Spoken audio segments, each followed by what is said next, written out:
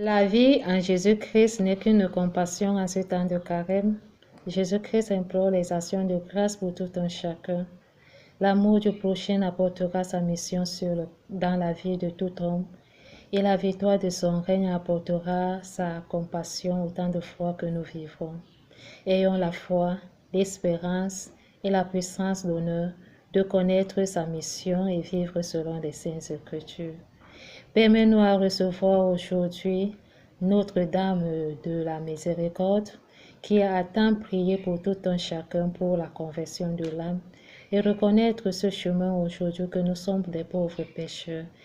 Elle est très admirable autant de fois qu'elle gémisse sur les pieds de la croix. Elle connaît la puissance de l'Esprit Saint en tout honneur quand nous l'avions reçu. Elle ne nous abandonnera jamais, quelles qu'en soient les épreuves que nous traversons.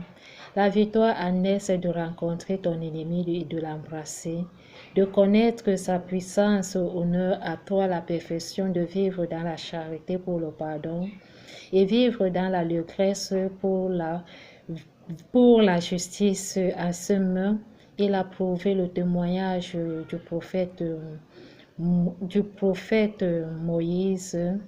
qui est la vie de ce monde, qu'il a prouvé à tout homme qu'il y a un seul Dieu, pour se mettre à la loi et pratiquer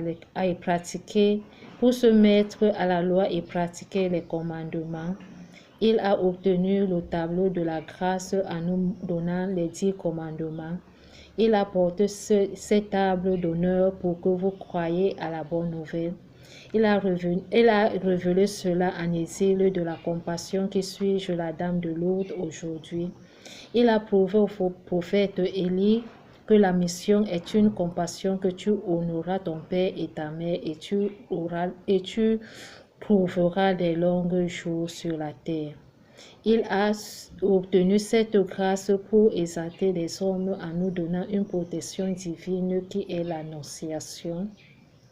À cette justice, tu ne craindras plus de quoi que ce soit devant la face de ceux donc qui te tuent.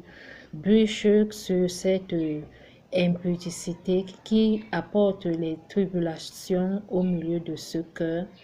Il tient l'action de grâce pour une protection divine qui fait grâce aujourd'hui à la justice et à la vérité.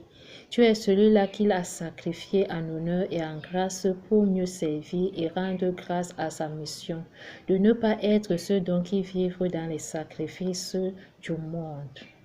L'homme intègre vit dans l'espérance de la mission, de la souffrance et du brisement des jours pour